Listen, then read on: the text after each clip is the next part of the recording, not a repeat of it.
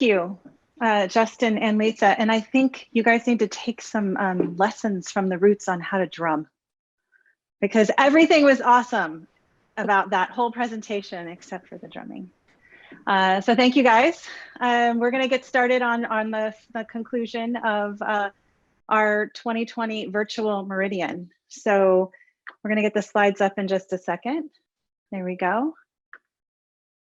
So first off, this week, wow. We are so grateful for all of you that joined us and all of the speakers that told their stories and made Meridian come to life. We had 2,000 registrants from 79 countries. We might have been virtual, but it didn't stop all of you from engaging. You sent more than 3,000 chat messages, submitted 720 quiz responses, submitted 300 questions. We've gotten to jam during the session breaks with the Roots, unwind with mixology, play games together on Twitch, yoga and meditation, and just hanging out together virtually. The team that put this together for us at SDF is amazing and deserves so much thanks. Lauren, Jordan, Aditi, Caroline, Zach, Anka, and Mihan. And you may not know their faces, but you see their work. It's been phenomenal. And thanks to the leaders of our ecosystem team, Justin and Lisa, for providing the roadmap for us throughout the week. You all tuned into over 90 speakers, 45 sessions, with so many fascinating insights about how we create global connections to solve real world challenges. Many of our speakers left me so inspired. From Jim Kim, the former president of the World Bank, who said, "There's no question that access to financial services, access to platforms like Stellar are going to be a critical part of opening up the world." And he was confident that our technology would be invaluable to international organizations like the World Bank, which is a perfect segue into my panel with Stella McCann from the World Bank Group, who shared how from our own exploration with blockchain and the Stellar Development Foundation, we looked into how blockchain can help us improve traceability and visibility into our own World Bank loan disbursements. This learning is very important for us, and we're sharing it with our client countries, other teams across the bank, and other colleagues in the ecosystem. And we heard from leading innovators like Sir Tim Berners-Lee about building systems with intention, as he emphasized the motivation of these systems, of course, is not building systems for the sake of systems. Rather, when I think about the future, I want us to build apps that promote science and democracy and trust and inclusion. And speaking of inclusion, we had President Ellen Johnson Sirleaf, Africa's first elected female president and winner of the Nobel Prize, talking about how important it is to solve remittances to empower the marginalized. She said, "Remittances transferred from the global north to the south go to such a high price.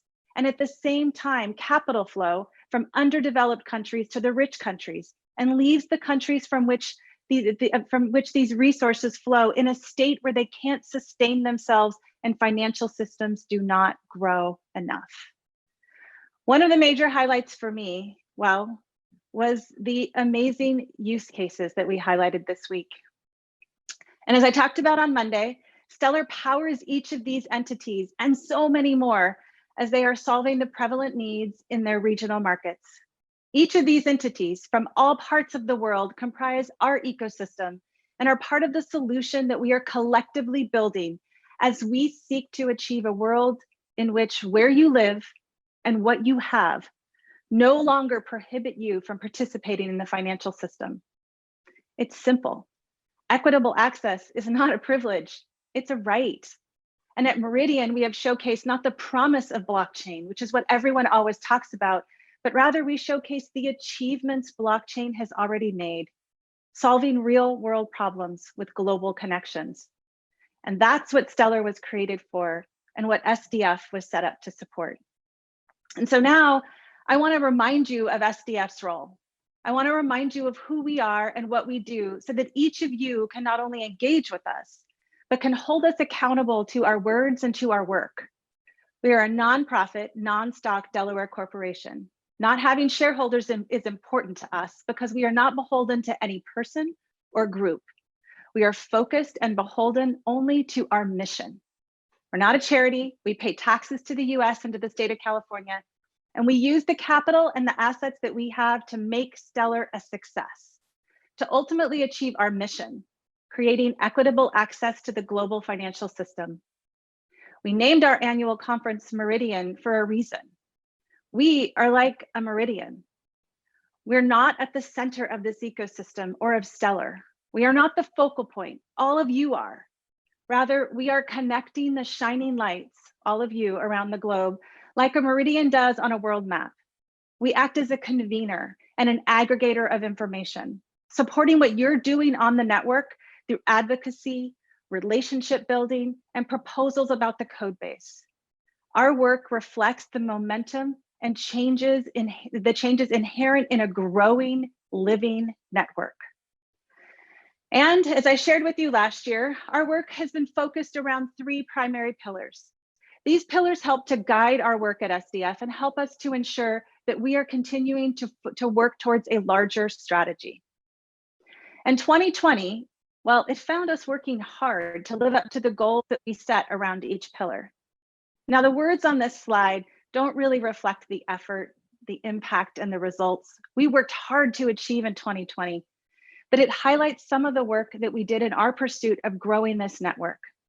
This is obviously not all of the work.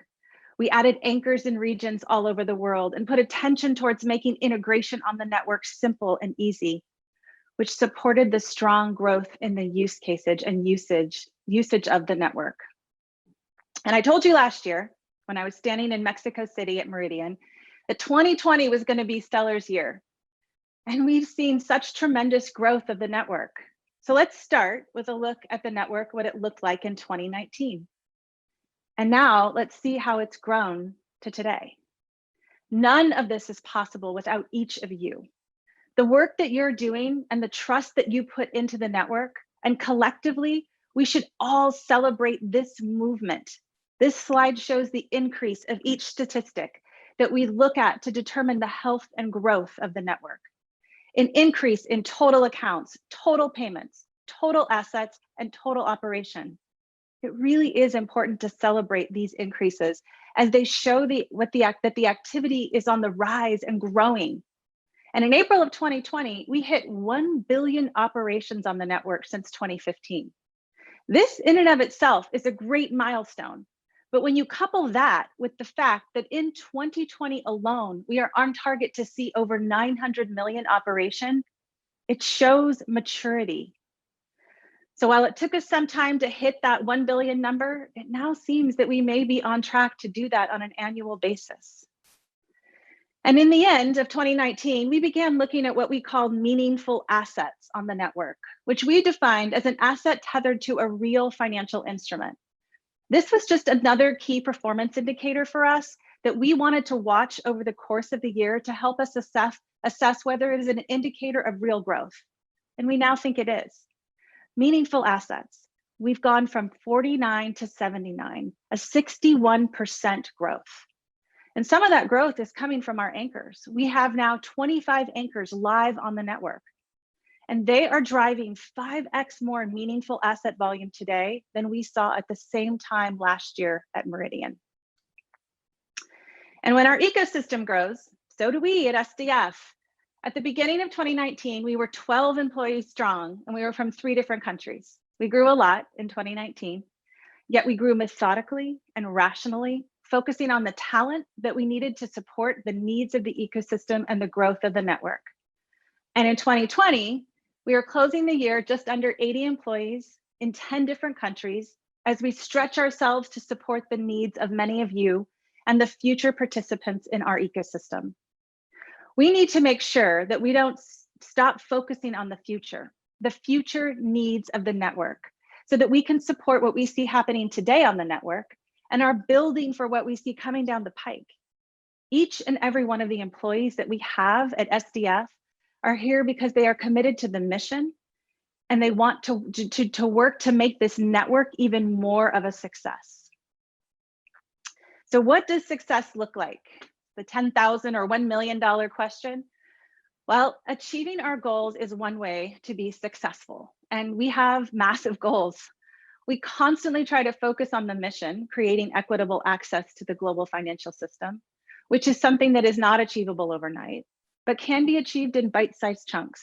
And that's how we look at our annual strategy work, and how we also peg our work against our 2025 goal, which is to be the global payment standard, interoperable with the financial system and enhancing its work to support an ever-growing body of use cases. So we took some stock where we are this year, and then we focused on where we need to be in 2021 in order to move us even closer to our goals and our mission. We know that we need to continue to build the anchor network. We know that we need to continue to support and grow more use cases. And we know that we need to make sure that the network continues to be able to scale. But we don't know everything. So we pulled together some Tiger teams focused on researching and understanding, and we developed more questions and some answers. First, on DEX liquidity. Second, on what are the most common use cases on Stellar. Third, whether we need to reconsider how we approach network participation and running nodes and validators. Fourth, the existential risks to Stellar. And there are many, and some are big. And finally, how we should approach the geographic focus.